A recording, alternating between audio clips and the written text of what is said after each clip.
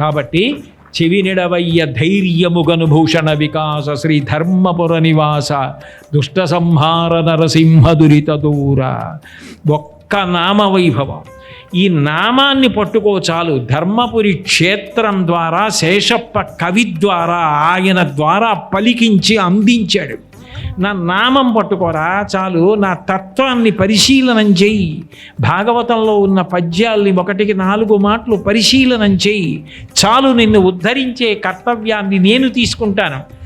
నామం పలకరా, ఏం అక్కర్లేదు, నువ్వేం పెద్ద పెద్ద పూజలు చెయ్యక్కర్లేదు.